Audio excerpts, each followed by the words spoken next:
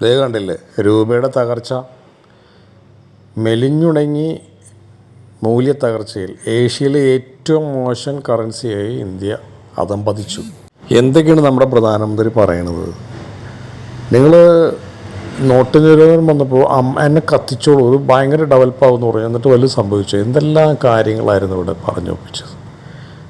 ഇതിവിടെ റോഡ് പണി കുറേ നടക്കുന്നുണ്ട്, കുറേ ഒരു സ്ഥലത്ത് ബുള്ളറ്റ് ട്രെയിൻ ഉണ്ട്, അല്ലെങ്കിൽ വന്ദേമാതരം വരുന്നുണ്ട് കുറച്ച് സ്ഥലങ്ങൾ. അതൊക്കെ ഇവിടെ എന്ന് വെച്ചിട്ടുണ്ടെങ്കിൽ ഈ നമ്മൾ ജനങ്ങൾ കാണുന്നത് ഈ കോൺഗ്രസ് ഭരിച്ചുകൊണ്ടിരുന്ന കാലമാണല്ലായിരുന്നു കുറേ നാൾ. അന്ന് ഇവിടെ ബക്രാനങ്ങൾ അണക്കെട്ട് ഒന്നുമില്ലായ്മ.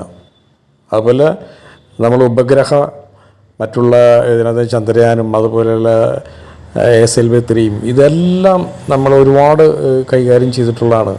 ഇവിടെ ഇപ്പോൾ ചെയ്യുന്നത് ഇത്തരം കാര്യങ്ങൾ ചെയ്യുമ്പോഴത്തേക്കും ജനങ്ങൾ അതിനകത്ത് എന്താ പറയുക മനസ്സിലാവുന്നില്ലായിരിക്കും എന്ന് തോന്നുകയാണ്. കാരണം വെച്ചിട്ടുണ്ടെങ്കിൽ ഇന്ത്യയിലെ സാമ്പത്തിക ബാധ്യത 300 ലക്ഷം കോടിയുടെ മുകളിലേക്ക് പോയിക്കൊണ്ടിരിക്കുകയാണ്.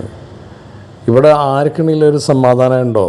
അല്ലെങ്കിൽ ഞാൻ പറയട്ടെ, മറ്റുള്ള മതങ്ങളുമായിട്ടുള്ള പ്രശ്നങ്ങൾക്ക് ഇവർ കടിഞ്ഞാണിട്ടിട്ടുണ്ടോ? ഇവിടെ ഇപ്പോൾ കൂടിയിട്ടല്ലേ ഉള്ളത്.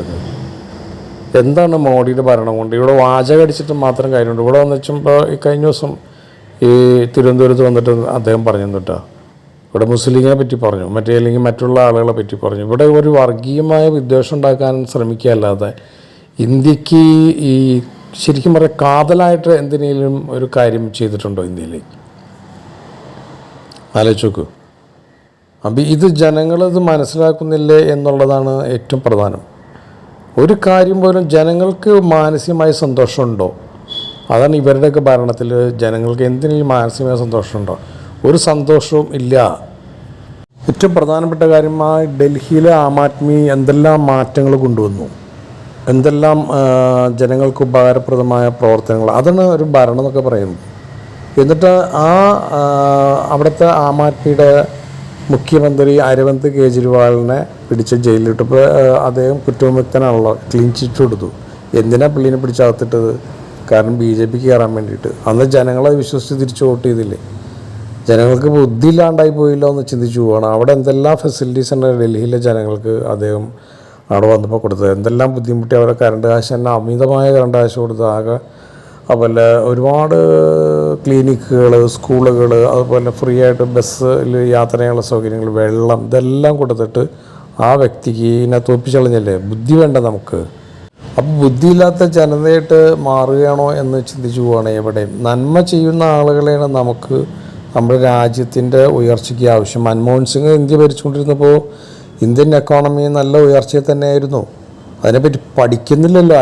ഇവിടെ ആരെങ്കിലും ഭരിക്കട്ടെ, ഇപ്പോൾ BJP തന്നെ ഭരിച്ചോട്ടെ, പക്ഷേ ഈ പറയുന്ന മാതിരി ജനങ്ങൾക്ക് സന്തോഷം ഉണ്ടാകുന്ന പ്രവർത്തനങ്ങൾ നടത്തുകയും അതുപോലെ ഈ വർഗീയമായ പ്രവർത്തനങ്ങൾ എവിടെ ഉണ്ടായാൽ നിശ്ചിതമായ അവരെ ശക്തമായ താക്കീത് കൊടുത്ത് അവരെ നിലയ്ക്ക് നിർത്താനുള്ള കഴിവും പ്രധാനമന്ത്രിക്ക് ഉണ്ടായിരിക്കണം, അല്ലെങ്കിൽ ഭരിക്കുന്ന പാർട്ടിക്ക് ഉണ്ടായിരിക്കണം. ഇത് ലോക ശുദ്ധ മണ്ടത്തരങ്ങൾ ചെയ്തുകൊണ്ടിരിക്കുകയാണ്. ഇപ്പോൾ ഗുജറാത്തിലൊക്കെ ഓരോ MLA ആയിട്ട് ജയിച്ചു വന്ന ആളുകൾക്ക് വായിക്കാൻ പോലും അറിയില്ല. അവർക്ക് സത്യപ്രതിജ്ഞ എഴുതി കൊടുത്തിട്ട് ചെല്ലാൻ പോലും അറിയില്ല. അപ്പോൾ അത്രയ്ക്കും മോശകരമായ രീതിയിലേക്ക് നമ്മുടെ രാജ്യത്തെ തള്ളി വിട്ടുകൊണ്ടിരിക്കുകയാണ്. ഇതിനിപ്പോൾ കേരളം പോലും നിന്നെടുത്ത നമ്മുടെ രാജ്യം നശിച്ചു പോകും. മൻമോഹൻ സിംഗ് ഇവിടെ ഭരിച്ചുകൊണ്ടിരിക്കുമ്പോൾ പെട്രോളിൻ്റെ വില 68 രൂപയായിരുന്നു. അന്ന് ഒരു വീപ്പ, അതായത് ഒരു ബാരൽ മറ്റേ ക്രൂഡ് ഓയിലിൻ്റെ വില $130 $130. അന്നാണ് ഇവിടെ 68 രൂപ 70 രൂപയ്ക്ക് പെട്രോൾ എന്നത്. അതിനെ 50 രൂപയ്ക്ക് ആക്കാമെന്നും പറഞ്ഞാൽ ജനങ്ങളെ വഞ്ചിച്ച് പറ്റിച്ചിട്ട് ഈ നരേന്ദ്രമോദി കയറിയതിന് ശേഷം ഒരു ബാരലിന് $30 വരെ രാജ്യാന്തര പിടിയിലുള്ളൂ. എന്നിട്ട് പെട്രോൾ കൂട്ടിയിട്ടുള്ളൂ, വില കൂട്ടിയിട്ടുള്ളൂ ഇവിടെ.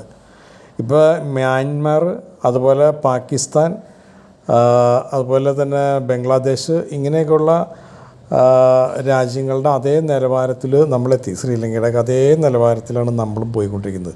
ഇത്രയും കഷ്ടപ്പാട് ദുരിതം അനുഭവിക്കുന്ന സമയത്തും ഓരോന്നിനും ടാക്സ് വർദ്ധിപ്പിച്ചുകൊണ്ടിരിക്കുകയാണ്. അപ്പോൾ ഇന്ന് കണ്ടില്ലേ ഓരോ വണ്ടികളിലും പിഴ, ഇപ്പോൾ ക്യാമറയിലേക്ക് പിടിക്കുന്നുണ്ടല്ലോ പിഴകൾ, അതിനൊക്കെ ഇനി 45 ദിവസം കൊണ്ട് പൈസ അടച്ചില്ലെങ്കിൽ നമ്മുടെ വണ്ടി രജിസ്റ്റർ ചെയ്യാൻ ചെല്ലുമ്പോൾ രജിസ്റ്റർ ചെയ്യില്ല.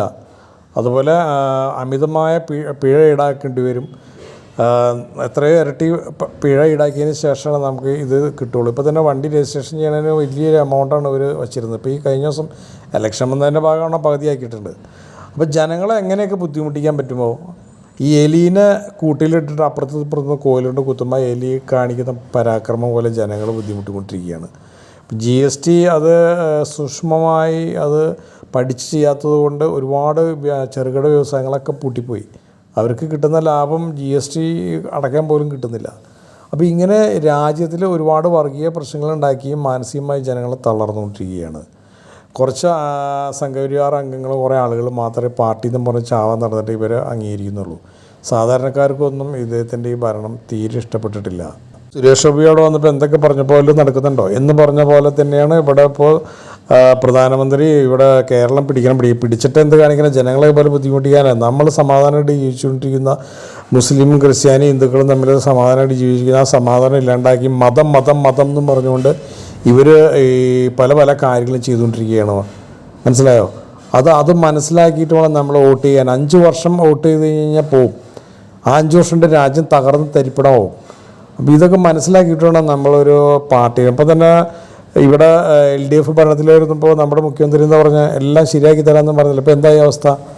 കോൺഗ്രസ് നേരത്തെ ഭരിച്ചുകൊണ്ടിരിക്കുന്ന അവസ്ഥ എന്തോ ആയിക്കോട്ടെ, കോൺഗ്രസ്സിൽ അഴിമതി ഉണ്ട് എന്നൊക്കെ പറയുന്നു. പക്ഷേ ആ അവസ്ഥയാണെന്ന് ആലോചിച്ച് നോക്കൂ. അവരൊക്കെ 100 ഇരട്ടിപ്പോയതല്ല കോൺഗ്രസ്. ഇനി കോൺഗ്രസ് അല്ല ആര്, ഇപ്പോൾ ആം ആദ്മിയുടെ ഭരണം നല്ലതായിരുന്നു ഡൽഹിയിൽ, നമ്മൾ മാറ്റി വേറൊരു പാർട്ടിയുള്ളത്. കോൺഗ്രസ്സിനെ മാത്രം പറയണ്ട, നമ്മൾ പൊക്കി പറയുന്നതല്ല. ഇവർ പാവപ്പെട്ടൻ്റെ വേദന ഇദ്ദേഹം മനസ്സിലാക്കുന്നില്ല. കാരണം നമ്മുടെ മുഖ്യമന്ത്രി മനസ്സിലാക്കുന്നില്ല. അവരൊക്കെ സമ്പന്നതയുടെ ഉന്നതിയിൽ നിന്ന് ആഘോഷിക്കുകയാണ്. നമ്മുടെ പ്രധാനമന്ത്രി അടക്കം കോട്ടിട്ട്, അല്ലെങ്കിൽ ഇതുപോലെ തന്നെ അദാനിയുടെയും അംബാനിയുടെയും ഒരു കാലാളായി നടക്കുകയാണ് നമ്മുടെ പ്രധാനമന്ത്രി. അവർക്ക് വേണ്ടി എല്ലാം ചെയ്തു കൊടുക്കുന്നു. അവരുടെ ചില ഫെസിലിറ്റീസ് ഉപയോഗിച്ച് അദ്ദേഹം വിദേശ രാജ്യങ്ങളിലേക്കും പറന്നിങ്ങനെ നടക്കുന്നു.